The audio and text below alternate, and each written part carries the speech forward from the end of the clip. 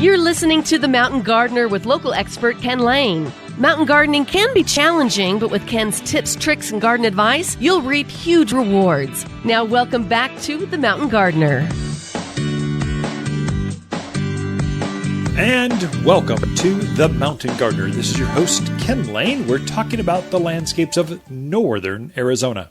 And spring, the perfect weather is here. This is what we've been living for.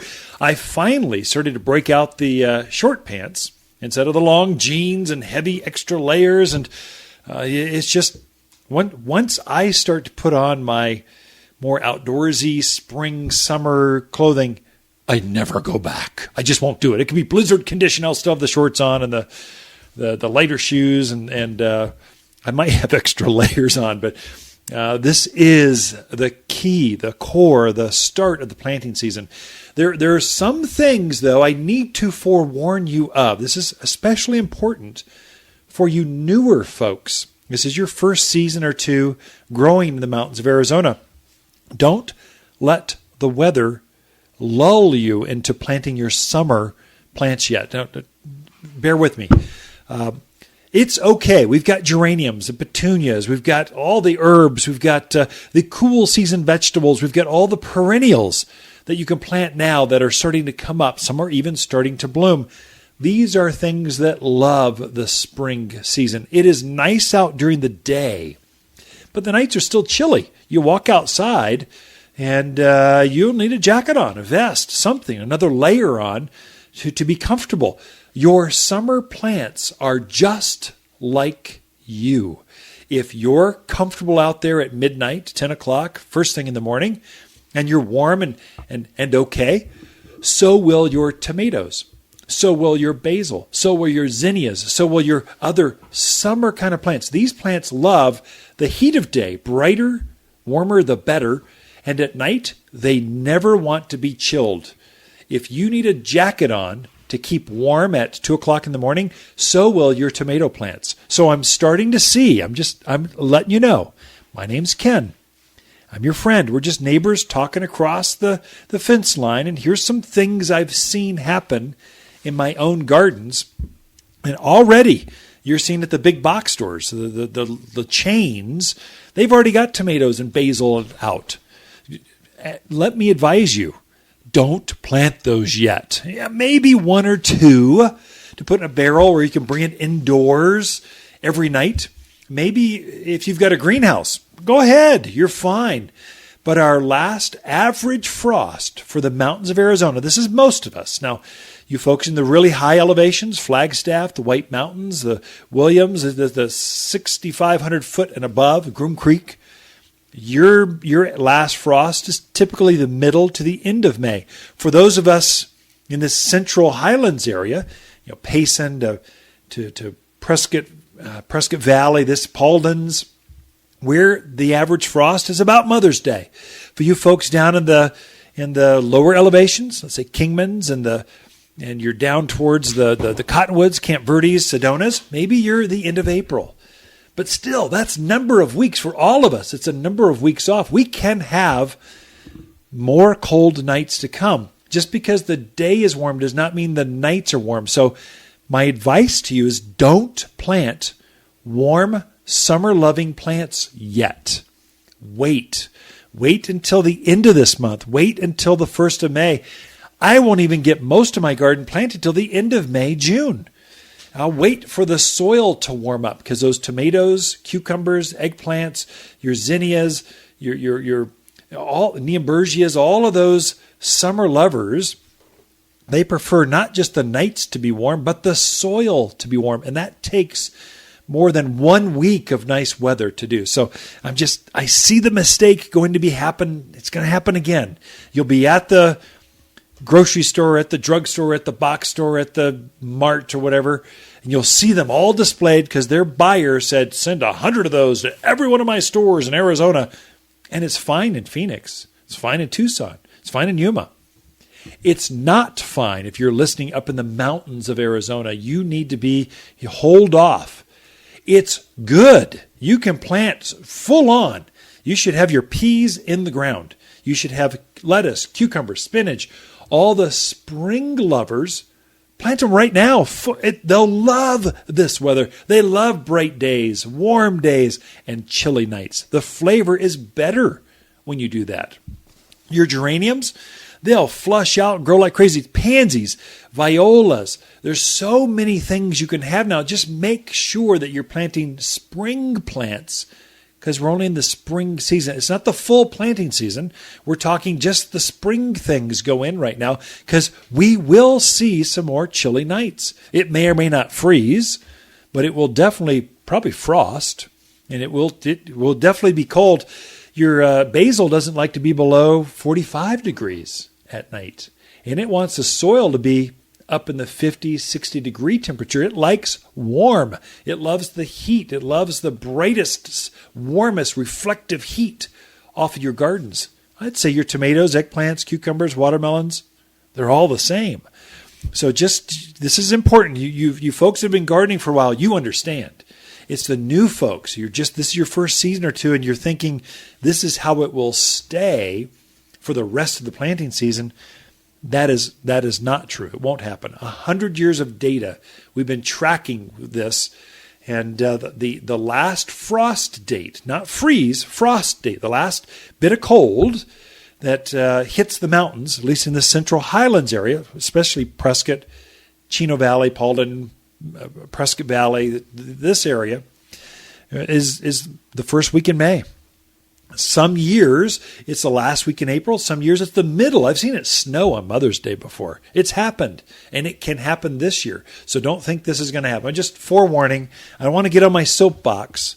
And I don't want to go so far as to say the novice gardeners, the people that only plant a tomato plant and a pepper plant, and that's all they ever do, they'll go, oh, you can't plant anything. No, wait till Mother's Day. They don't understand there's multiple seasons you can plant. This is a great time to be planting herbs. Tremendous. Probably the ideal time to be planting fruit trees, berries, grapes. It's the best time. Your lilacs, you'll have the best selection and the most varieties by planting them now, because they're just about to start to show color. And so then there'll be this mad dash where everyone will want one of those, what their neighbors have. And so garden centers, we all load up. We front load the garden centers with as many varieties and colors and flavors and fragrances as we can, because we know there's going to be this onslaught of gardeners wanting a lilac of their own. And so we've got more selection, more variety. We'll have them. We sell lilac throughout the entire year, but we may only have the common lilac or less selection or only a certain size as we fade out as we get into summer and fall.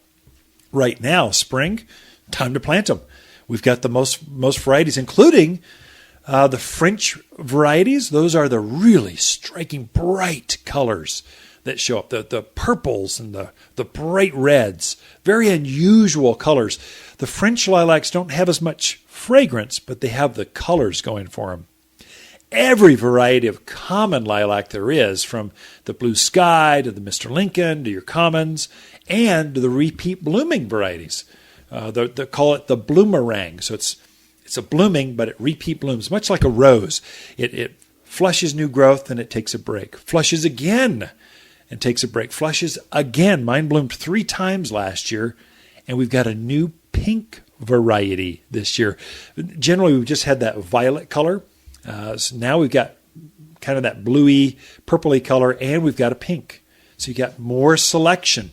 And we will run out of bloomerangs, and there won't be any more. These are finite crops. You have so many, you try to guesstimate how many you're going to need. You grow that many, and then once that crop is out, there might be some left on the open market, but usually not, because it's not just Arizona, the mountains of Arizona that want lilac when they bloom. It's the entire country. From here through the entire Midwest, East Coast, and they quickly get absorbed and they take a long time to grow. And so it'll be until next year or later this fall when the new crops start to come up. So just be aware. Average frost, last frost is the end of this month, the 1st of May. And so don't be tempted. Don't get sucked into planting your summer vegetables too early. I've seen them show up at other box stores. Don't make a mistake. Be right back.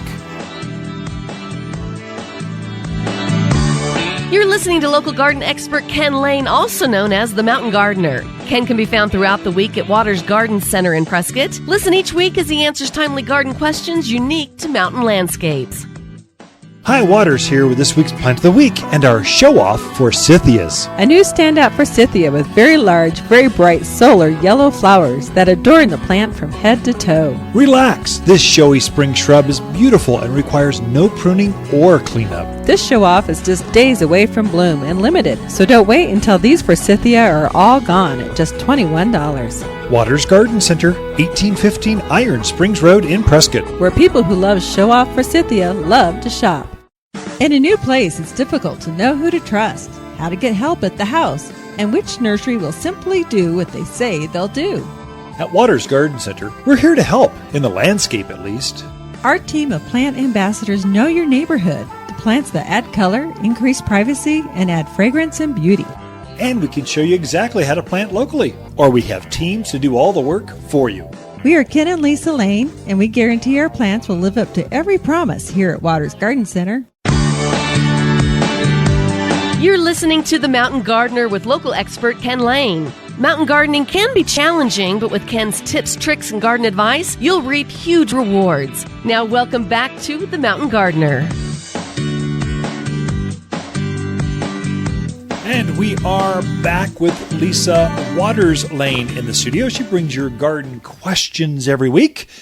And it's just good to tune in and listen to what other folks are asking so you can learn from that. And so we try to share that. So welcome to the studio, Lisa. Thank you.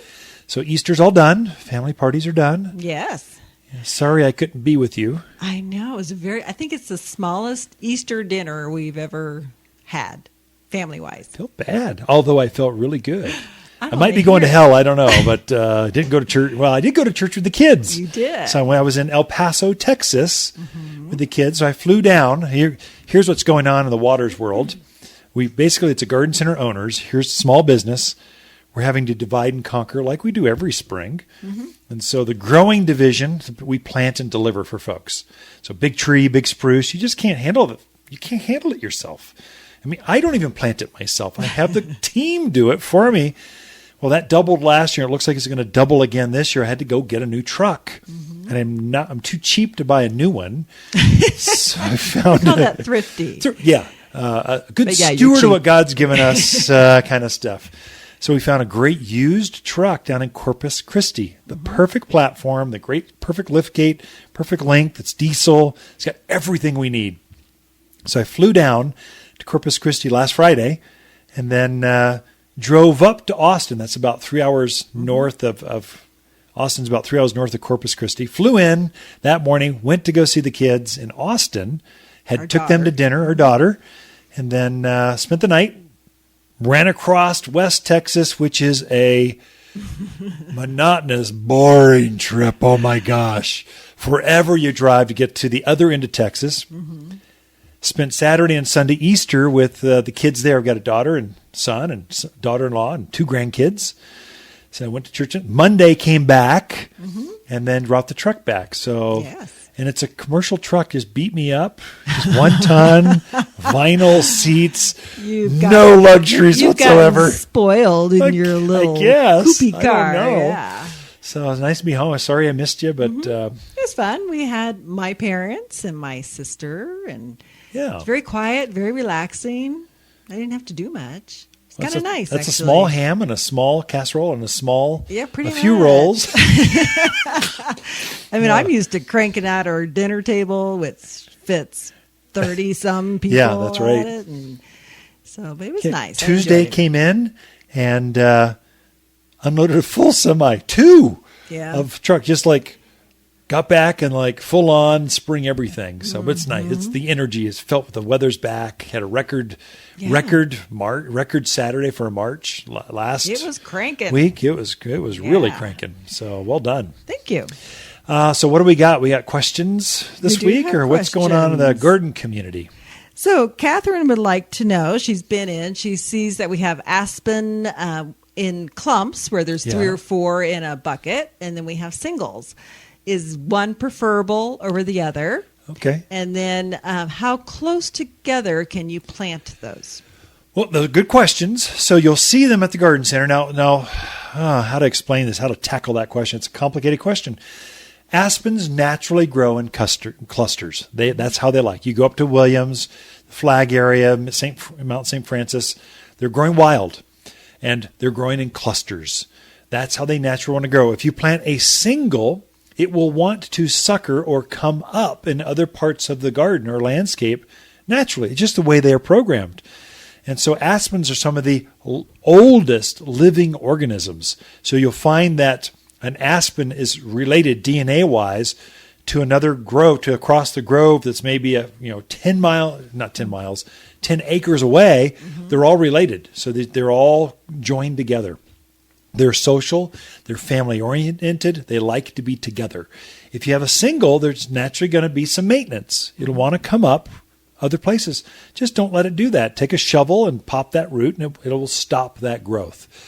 I would say if you're really wanting to go single clump, and we sell both, I might be shooting myself in the foot. If I were doing it myself, because I don't like maintenance in the landscape, I'd probably plant a birch. It's better at growing individually by itself than an aspen does. You just got in some magnificent, probably 14, 15-foot aspen clusters that just came in. That's how they naturally want to grow. I would say look to aspens to do that. You'll be happier and less maintenance. Your gardener will be happier, landscape maintenance guys. With that being said, watch what kind of aspen you're buying. So many ranches are into development right now. So a ranch will subdivide, start putting up houses, and they'll harvest that aspen cluster. Mm-hmm. So they'll have cowboys out there, and they'll just dig them up, or ranchers with a backhoe, they'll just dig them up. So you get these real rough, uneven, natural, looking aspen clusters. Don't plant those. They don't transplant well. Often you lose one of those multiple stems. One of the trees will die in that cluster. What you really want is a farmer that's actually taken bare root aspens, and they've plugged 2 or 3 or 4 of these perfectly shaped aspens. They may not be related to each other, but they're perfect. And then they overroot and they intertwine, they root out all together. So they become a family or cluster, and they're much more cookie cutter, perfectly shaped. And you'll get every single one of those units, so one of those trees in that cluster to live 100% of the time. So I'd say suggest that. We stopped selling those wild harvested clusters years ago because we just struggled to keep them consistently alive and growing. They'll be happier being grown together in a farm setting. Anyway, too much on aspen. Too much detail. I'm sitting there going, now I'm confused, but we'll move on. If you have questions, come in and talk to us. We have a whole bunch. There's hundreds of them out there. Plant a cluster for aspens. Plant a single birch. There you go. Gotcha. Okay. Hal lives up in the ranch area, and he has a row of Leyland Cypress. One of those cypresses is just not looking well. Branches are kind of yellowing, dying off. He's at water. Just wants to know what he can do to help that one. Boy, we predict within the next 10 years, all of the Leyland Cypress will be dead. There's a disease called, think of the Black Plague. The plague is going through Leyland Cypress, and we're seeing entire neighborhoods wiped out. If they have a row of them and one is struggling, I'm guessing it's the Leyland blight. And I'm guessing that it will actually spread up and down the line. And eventually I hate to say this, eventually you're going to lose the entire probably cluster. And usually we planted those in years past for privacy screens and windbreaks. You're going to lose that. So keep it fertilized, keep it watered, keep it as healthy as you can, and keep it living as long as you can. You can get several years out of it, but eventually this disease will take the tree, it girdles the tree, and it just dies. When that happens, don't plant another Leyland Cypress. We've stopped selling them here at Waters Garden Center because it's just a curse to do that. Within 5-10 years, it will die on you. That's not right. So we're selling Arizona cypress. It does not get that disease. Far better choice, and I think it's hardier. It's the native of that particular cypress family. Arizona cypress and Leyland cypress, they're cousins of each other. The Leylands are more green. The Arizona has more of a Arizona blue color, as you would expect. So the color is different, but it still grows to 20, 25 feet tall, 12 feet thick. It's solid, so you're not going to see through it. It just forces the wind to stop right there at that row of screening plants. Great for Paulden, Prescott, any of the valley areas where you got some real wind up on the hilltops, which is probably what the ranch is doing. And the wind just ripping over that hilltop, and they were using it to cut the wind. It's great for that. I think the Arizona cypress is better for that. And once you get it up to size, you can cut it off of all care.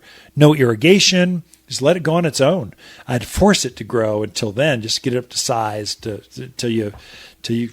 Anyway, Leyland Cypress, it's going to die. Sorry. Ken and Lisa Lane and the Mountain Gardeners. Be right back on the Mountain Gardener. The Mountain Gardener, your source for garden advice right for the higher elevation of Arizona with local garden expert and the Mountain Gardener himself, Ken Lane. Listen in every week for Ken's tips, tricks, and techniques that are guaranteed to make a difference in your yard this season. In a new place, it's difficult to know who to trust, how to get help at the house, and which nursery will simply do what they say they'll do. At Waters Garden Center, we're here to help, in the landscape at least. Our team of plant ambassadors know your neighborhood, the plants that add color, increase privacy, and add fragrance and beauty. And we can show you exactly how to plant locally, or we have teams to do all the work for you. We are Ken and Lisa Lane, and we guarantee our plants will live up to every promise here at Waters Garden Center. You're listening to The Mountain Gardener with local expert Ken Lane. Mountain gardening can be challenging, but with Ken's tips, tricks, and garden advice, you'll reap huge rewards. Now welcome back to The Mountain Gardener. A couple things that came up with just talking with customers. I mean, believe it or not, I do actually roam the sales floor here at the Garden Center, Waters Garden Center. Not always. I mean, this season I got to wrap up. Let's see, this week I think I got to wrap up taxes and launch a new employee handbook. That means talking to attorneys. I do a lot of different things a lot of hats as a small business owner. But what I really love to do, my passion, when I get super stressed, I just can't handle attorneys and billable hours and training of staff anymore. I walk out, and my decompression, my relaxation is just talking gardening to customers. I had a friend, a gardener, come in, a regular here. He started talking. His wife goes, I won't mention his name because stop talking. Ken doesn't care. I'm going, yeah, I do. Actually, gardeners love talking gardening. It's just kind of therapy for me. I like that. I like hearing your successes or your struggles or how I've done and just comparing notes. That's gardening. That's why gardening is so social. And so I was out talking. I was out re-merchandising all the berries. So we got a whole load of blackberries and raspberries and boysenberries and grapes and all this stuff. I was kind of organizing them, getting them where they look really good. Fancy new tables to display them so they're less complicated. Well, I was out helping some customers with fruit trees because it's right next door. All the edible plants are right there. There's probably, a quarter, half an acre of nothing but edible plants. Talking nuts. I should make you aware, if you're from other areas, there's really only two kinds of nuts that grow in the mountains. You folks in the lower elevation, Skull Valley, Hillside, Kirkland, even going down towards, not by the river, probably more like Sedona, the higher elevations of cottonwoods. I mean, there's some areas where it's finally warm enough to grow pecans. But really, the rest of us, we don't grow pecans. The tree will grow and thrive, but it won't produce nuts. It'll be a pretty shade tree. It just won't put the nuts. You're planting a nut tree for walnuts and almonds. Those are the two nuts that really, really, just consistently, any elevation, they just consistently thrive. From all the way west to the river, Kingman, those areas, all the way over to, I'm not sure high elevation they'll go, but pretty high. They'll go cold. And so walnuts grow wild in the mountains of Arizona. But you don't want to plant the Arizona walnut. It's messy. The nut on it is so delicious. Oh, it melts in your mouth. My mouth's watering just thinking about it. But the nut is so thick you can't get to the fruit. It's ridiculous. So then it just drops fruit. You can't get to it. It's messy. You want to go with the Carpathian walnut. It's the soft-shelled. It's the walnut that you split and crack, and delicious during the holidays. It's a really good, big nut, fleshy, easy to get to kind of nut, and it grows in the mountains of Arizona. The other one are the almonds. And you don't think of growing almonds as much, but almonds produce really, really well in the mountains of Arizona. Beautiful pink flower. They're starting to bloom now. And then it just loads up with all these almond nuts. Consistent. It's a small tree. Walnuts are large trees, big shade trees, whereas almonds are smaller, more like maybe like a peach tree size, an apricot or plum tree. It's a smaller fruiting plant size. It's good for almost any kind of yard. You could grow it in a container, a bigger container, raised bed, or right out there in the yard. It will produce very well.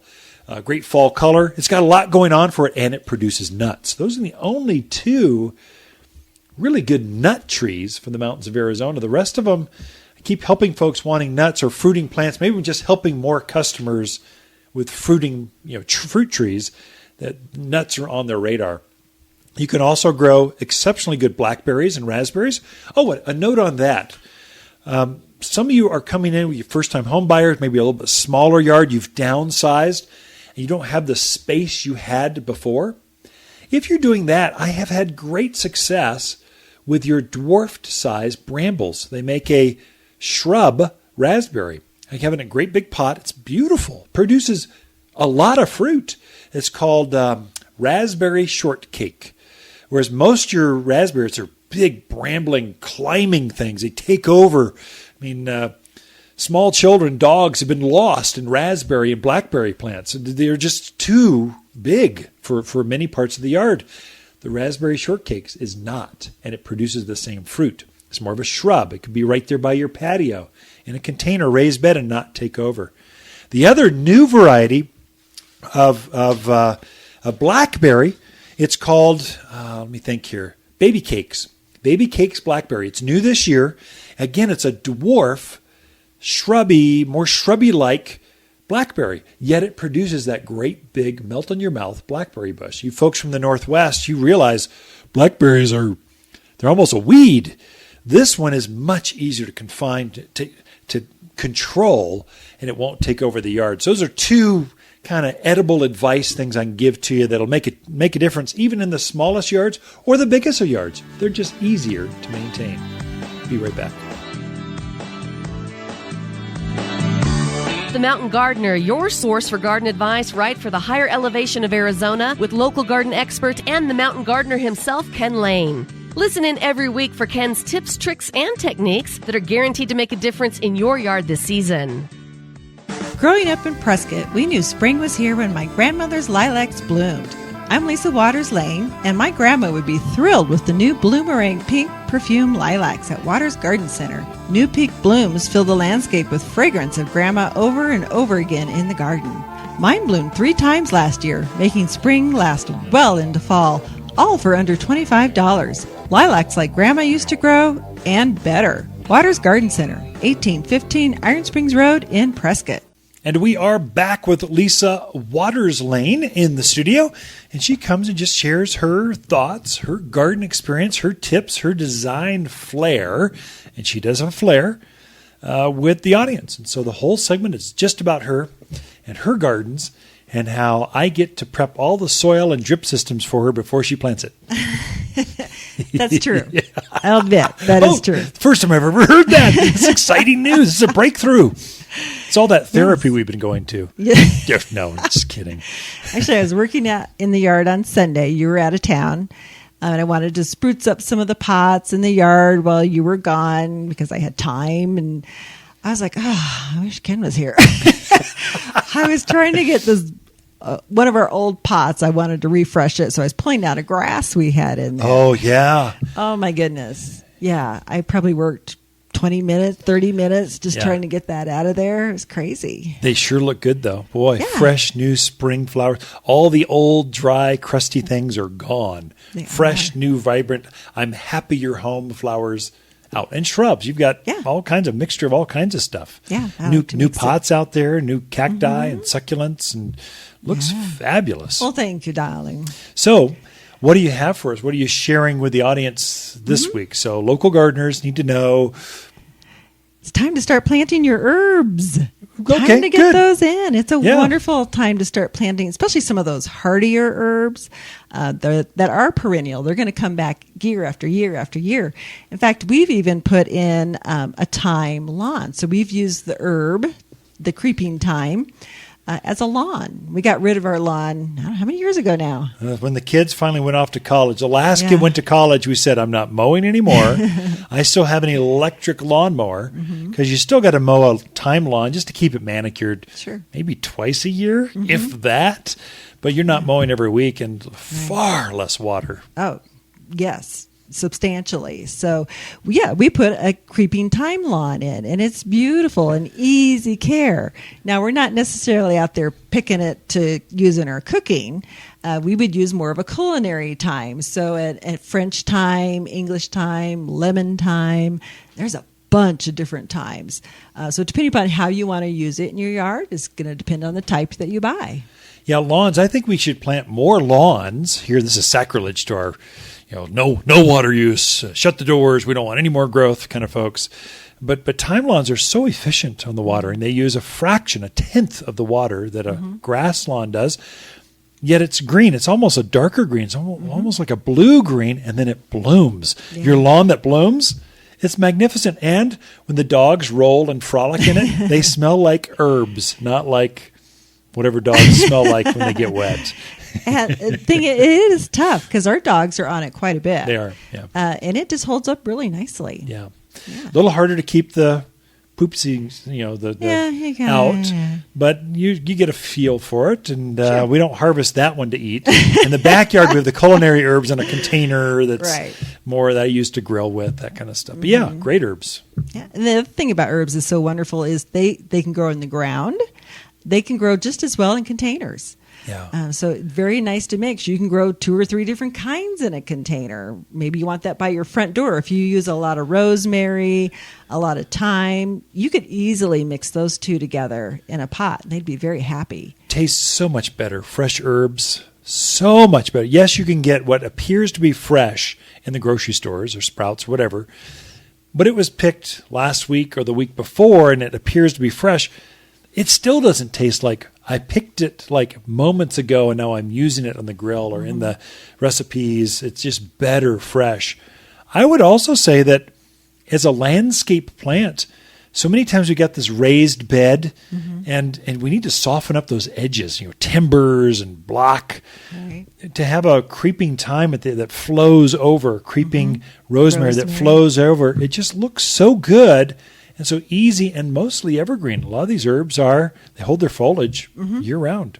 In fact, I don't know if you noticed, but I put 4 creeping rosemaries in.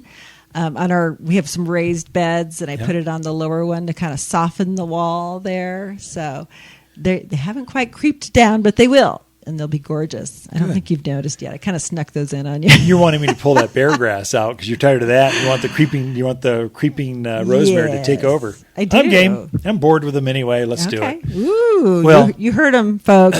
He said he would do it. Let me take a closer look. Okay. Yeah. I'm in. Another one that would be really pretty draping over a wall would be the oreganos.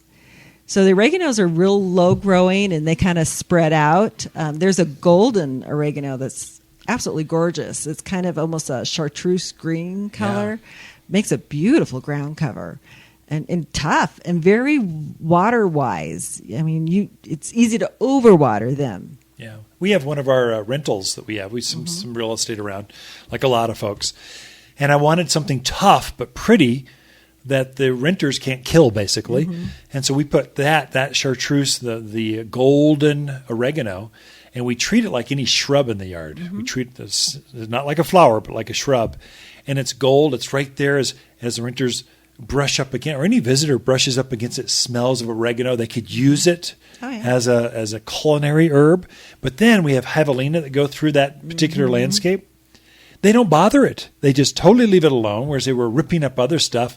But the oregano, the rosemaries, the gopher plants, things we have planted there, they've ignored it. It's great. Yeah, so if you have animal problems, putting in herbs or anything in that herb family will help you tremendously. You won't have that grief anymore of them eating everything.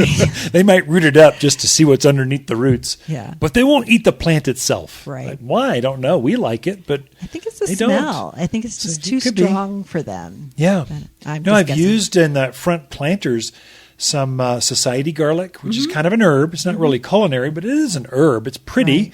It blooms a long time. I use that to disguise the fragrance of pansies and violas, some things they like, and it's worked quite effectively. I could see that. It's very fragrant. Yeah. Well, I mean, great out in the landscape. I wouldn't put society garlic by my front door. It's by the garage. At least it's persnickety. Can I say that? It smells garlicky. Okay. I like this. Someday when we have time, I'll tell our society garlic story. But sages, there's many sages, from the culinary sage that you're going to use in your cooking, which come in variegated colors. They come in a purple and just the regular green. But also don't forget things like the autumn sage, because that is in that same family and very resistant for the critters. Yeah, I think every yard should have at least one autumn sage, or Salvia gregii is the other name, because hummingbirds love it. It blooms from April through October, November. It's drought hardy. Animals don't eat it. It's got everything you need. Now, it's not a culinary thing. It's just made to be beautiful in the yard as a kind of a knee-high shrub. And they're doing so hardy that we're trying to introduce new colors. So we got a new bright red, a new purple, ignition purple. There were some of apricots, pinks, all the above. You name it, we'll have the color. Yellow. I haven't seen yellow yet, though. Chris is working on it. He's working on it. Yep. So it's getting close to time to put in your annual herbs. Annual means you get one season out of them, and then they're done. But that would be your basil, cilantro, just those more tender ones. But they just produce so readily that you can put one or two in and have enough for everybody. That's true. I would also say, if you, let's say mints, I noticed you had chocolate mint, orange mint, spearmint, peppermint, pineapple mint. Yeah, we're famous for our herbs, so we dominate herbs. They're all organic. They're all safe. All of our vegetables are non-GMO, organic. So you can go walk through the herbs and taste. Try it. Smell it, rub up against it, see if you like it. Feel free. We encourage tasting through our herbs because they're safe to do that. Not everyone can say that. There's still companies putting nicotinoids and all kinds of crazy stuff they shouldn't be doing. Not us. We're all organic. And so try it. It's time to plant herbs. We're in good herb country. But spring is a time for herbs. Thank you, Lisa. Appreciate it. Ken and Lisa Lane and the Mountain Gardeners be right back. The Mountain Gardener, your source for garden advice right for the higher elevation of Arizona, with local garden expert and the Mountain Gardener himself, Ken Lane. Listen in every week for Ken's tips, tricks, and techniques that are guaranteed to make a difference in your yard this season. High waters with the plants of the week and our stormy orange flowering quince. Orange Storm produces spectacular flowers with intense orange color your mother only dreamt of. This new quince is thornless, produces no fruit, and easy to grow. Growing only hip-high, this deer-proof shrub loves hot sun, lives on little to no water, all for under $36. Waters Garden Center, 1815 Iron Springs Road in Prescott, where people who love stormy orange shrubs, they love to shop. Ouch! Aw, man, another rock! Hi, I'm Rusty. You know, the shovel you're destroying trying to dig that hole? Sure, I get it. You got these beautiful plants at Waters Garden Center. Waters asked if they could plant them for you. But no, you had to do it yourself, even though they would plant, deliver, and guarantee your plants for 2 years. I hope I don't end up like that old pickaxe. Ouch! Prevent yard tool abuse. Waters Garden Center. They plant, deliver, and guarantee. All right, so we are back on the Mountain Gardener. What a privilege. Oh my gosh, this is going to be exciting. We have a garden expert. I mean, like one of the best garden creators, not creators, plant breeders, finders of new life and introduce them throughout the Southwest. Chris Shipley owns Savano's Nursery down in Tucson. He's a friend, but he also grows for us all of our southwestern-looking plants, the funky, fun, drought-hardy xeric. He's our go-to guy. And so he was up here at the garden center and said, Chris, you've got to take a moment. Can you give us 10 minutes of your time so we can suck your brain dry of plant knowledge? And so he agreed. Welcome to the studio, Chris. Oh, thanks, Ken. Thanks for having me. So how are the sales going? What are the trends? What are you seeing in the Southwest? Because you're supplying nurseries from Texas to San Diego and everything in between, but True. You're an Arizona-based company. That's right. We're fortunate enough to be wanted in 6 states and Awesome. and sell into lots of independent garden centers. And trends are smaller trees, Okay. cleaner trees, trees that have benefits to hummingbirds and wildlife, and drought-tolerant plants in general. We are seeing the same thing here in Prescott. So you're seeing that same trend, though, All in over. Austin, Texas, as well as El Paso, as well as Albuquerque to obviously Phoenix. To San Diego. Really, same Yeah. trend. Yep. Low water plants that benefit the environment, benefit our water table, are wanted all of a sudden all over the Southwest. And it's not just in the desert anymore. So California is on board. Texas is on board with saving water and helping the environment. Lower fertilizer that's beneficial, not as harsh on the planet, or water systems. And smaller yards and plants that are easy to take care of, and that's what I'm seeing. So now, what are some of the plants? Like one that I'll bait you a little bit. I love that new desert willow you guys came out with. You created this, right? You found did. it, patented it, introduced it. Now you're growing, and now we have access to it at the grower level. Can you tell us, how do you find new life, and Sure. how do you patent it, and how many years does it take to grow something like that? It certainly does take some time.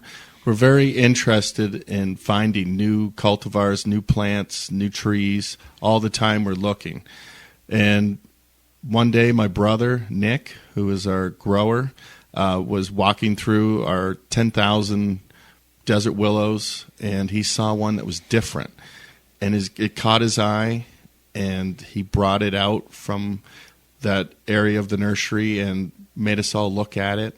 And we all agreed that it's just a very different and beautiful tree. We planted it in the ground, watched it for a couple of years, saw its habit, and we just fell in love with it. His wife is named Katie, and he called it Sweet Katie. Oh, that's awesome! Really, so it's Yeah. a desert willow. Desert willow. Sweet Katie desert willow. Is Yes. that in layman's term? What's the botanical name? Chalopsis Sweet Katie. Gotcha. Linarius, So- Chalopsis Linarius Sweet Katie. So now we grow desert willow throughout the mountains of Arizona. They just grow wild from Kirkland Right. to all the way to Dewey and everywhere in between. Payson, we just grow wild desert willows. Why is Sweet Katie different or better or unique, or what did you see? Most desert willows are very open and a little rangy, and flowering is weak. So this one, very symmetrical, tight branching, a little smaller, more compact, flowering deep burgundy, like a almost fluorescent burgundy flower. And this compact shape just lends itself with this dark burgundy flower to people's smaller yards. And people always want pretty. And this really delivers that statement. It is a pretty tree. So we went to work cloning it. It also has low seed production. It does have some seed production, but since it flowers so much, it doesn't have time to seed. So it's a low seeded, symmetrical desert willow, Sweet Katie, and we had invited Monrovia to come over and look at our nursery, and they saw this tree and they just fell in love with it. So we partnered up with Monrovia and they are the only other provider in the Southwest of this tree. Of your tree. Yes. You patented it, though. We patented. And then you're It's allowing my them tree. to grow it. You Yep. grow it, and now it goes national. Now it goes national. So you're going to be a very wealthy man shortly. There you go. So that sounds good.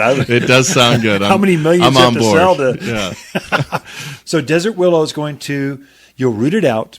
Once it's rooted, you could probably cut it off of Water. and it will just go by itself naturally. So now you can travel and come back and the plant's still alive. Even if Correct. the drip system collapsed on you, it would still thrive there. And it's a hummingbird plant. It's I a find. total hummingbird plant. Yeah. So it's great. You will have hummingbirds to your property. You have a low water, beautiful tree all year round. It's just a stunning tree. So Miss Katie, Desert Willow, we've got it here at Waters Garden Center. You're starting to introduce this only at independent garden centers. So you Right. only find it at your local independent guy. One thing I do want to ask you, and it's been bugging me, your Arizona cypress that you grow, that 15-gallon Arizona cypress, this is one that grows wild again because fits your build, Right. is so blue. I don't know how you get this tree to be so blue. It grows up. How do you do that? It must be in the water. It just happens. I figured you put every time. fairy dust or something in the water or something. It just happens. My brother, he doesn't always divulge all the secrets to me. So I have a big mouth. There is something about a grower Yeah. that has that touch. But his Arizona cypress that we produce are very symmetrical, very dense, and very fast growing. For the homeowner, it's an easy transition into their yard when they want to block a view or block some wind, make a hedgerow, just a screen, I guess. Yeah. It's a wonderful tree, a native tree for that. Yeah, it grows wild, Yeah. Baghdad to Yes. anywhere out in the mountains. All of the mountains of Arizona. Yeah. So And I have moved large ones in place in the wild to growing small ones that are nursery and large ones that are nursery. So I'm very familiar with this plant. now we have a lot of Arizona cypress. We get them from all over the Southwest, but yours outsells the others because the look. You must have. Is that a cloned plant, or are you doing that by seed? Most of our plants are cloned. They are cloned. So no wonder you found a perfect specimen. Yes, and explain to us, how do you clone a plant? yeah, it's not as hard. Well, it is difficult. It is a challenge for sure. But what we do is we actually just take our pruning shears that all of us gardeners have. We take cuttings at appropriate times of the year of the tips of the branches, dip them in a hormone, and then put them into a sterile planting media. And then from there, it takes a lot of care and time and proper soil temperatures and misting in our really high-tech propagation baby seed farm facility. Yeah. Oh, yeah. It's impressive. I've Yeah. had the personal tour. Super impressive growing propagation house. It's state of the art. It is. It's brand new. We have a brand new facility, and we're very proud of it. And it just makes our job so much easier to have this infrastructure. How long does it take to grow from that cutting stage, cloning stage, to plugging it, to get it up to that 6-7 foot high 15-gallon Arizona cypress? I'm sure it must take at least 3 to 4 years. Yeah, that's what I figured. Yeah. Okay, well, lastly, you've got one plant, a new ash tree that Right. we're going to introduce that this year. You are the one that introduced it. This is a short evergreen ash. Tell us about that. What's the name and how'd you find this? Well, we it is it's a little leaf ash, cultivar name Libby Davidson, and it's a small tree, great for small yards. It's an evergreen tree, only gets to about 16 feet tall, maybe 12 to 14 feet wide. And again, we were just wandering in the nursery amongst our 10,000 ash trees, and one was different again. Oh, so we interesting. weren't trying to genetically modify the tree or do anything funny like that. It's just nature gives us these Sure. new cultivars. So the DNA within that plant stood out. And you as the gardener or the grower said, wow, that's different. unusual. Yes. That would be perfect for short front yard tree, containers, raised beds, by the mailbox, evergreen. Evergreen. Very few leafy trees are evergreen up here. Correct. And so now an ash tree naturalizes so well, so it can almost go by itself again once it's rooted out. Right. So now you've got a little tree by the driveway or the back patio that's easy to care for. Easy to care for, small, very clean, drought tolerant, small little green leaves. Normally they're a little shrubby, a little on the yellowy side, grows slow. It is a small tree. This one, what we pulled it out, put it into the ground, watched it. It grew faster. It grew tree-like. It grows greener. It grows very tree-like. And so we've taken all the guesswork on how to make it into a nice small tree. Yeah. What's the name again? Little Leaf Ash, Libby Davidson. Libby Davidson Ash. And only available here in the Prescott area at Waters Garden Center. That is true. Thanks so much. Chris Shipley with Savano's Nursery, grower extraordinaire. Thanks so much, Chris. Be right back. The Mountain Gardener, your source for garden advice right for the higher elevation of Arizona with local garden expert and the Mountain Gardener himself, Ken Lane. Listen in every week for Ken's tips, tricks, and techniques that are guaranteed to make a difference in your yard this season. Let's talk poop. Hey, I'm Tommy at Waters Garden Center. Ken and Lisa are out right now, so I snuck in to remind you that it's time to add some manure to your garden. It's been a wet winter, and your soil is, well, pooped. Waters Barnyard Manure adds nutrients to get your garden growing. It's organic and odorless, so we really can say our poop don't stink. Buy 6 bags or more. They're only $5.99. Now that's a load of crap. Tommy, what's going on? Oh, poop, gotta go. Natural, safe, odorless, and organic at Waters Garden Center. Hi, Lisa with the plants of the week and our single blue pinyon pine. This new blue variety lends to a tidy appearance in a bold, tough tree. Highly desirable for its edible pine nuts, so eat up. Let it grow wild. Or this 10-foot tree can be shaped for the holidays. These perfectly formed trees are just $85 and only found at Waters Garden Center, 1815 Iron Springs Road in Prescott. Where people who love native pines and pine nuts, they love to shop. Okay, so some activities that are happening. This is getting exciting now. So the garden centers, the planting season kind of crescendos in the middle of May, and there's this ramp up. So we've been unloading so many plants. In fact, we just got some very large spruce, very large pine, very large cypress. New fruit trees just came in this week. More flowering purple leaf plum, that pink blooming flowering plant right now. Some beautiful specimens, nice trunk size. When you're planting new trees and shrubs or whatever it is, you're really not buying a plant. And I know this is going to help. Bear with me for just a moment. What you're really buying when you're buying plants at a garden center is a root. If you get the root right, the root is not root bound. It's got the right size root to support the top of that plant. If you get that right, gardening is super easy.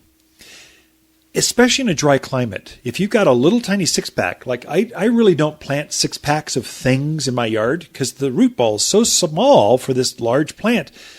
I just struggle to keep it watered. I like 4-inch to gallon size because I'm buying a root. Now I put that in the ground, and it's much easier to maintain that plant and get it to grow. Whereas many 6-packs, they sit there and they look at you. They're rooting, they're growing, but they don't grow on the top. The roots aren't mature enough to keep it growing. And so I tend to buy 4-inch because a root ball is big enough to just put it in the ground, and all of a sudden the thing explodes with new growth, whether it's in the ground or in a container, raised bed, wherever. It just explodes. It's just some insider things I've noticed that are my own experience. Same thing with fruit trees, any tree. The bigger the root, the more you can take that, cruise through the Panama Canal, come back and it's still alive. Even if the drip system, failed on you, it's got enough capacity with that root ball to support it. And so you get a bigger, faster growing type of plant.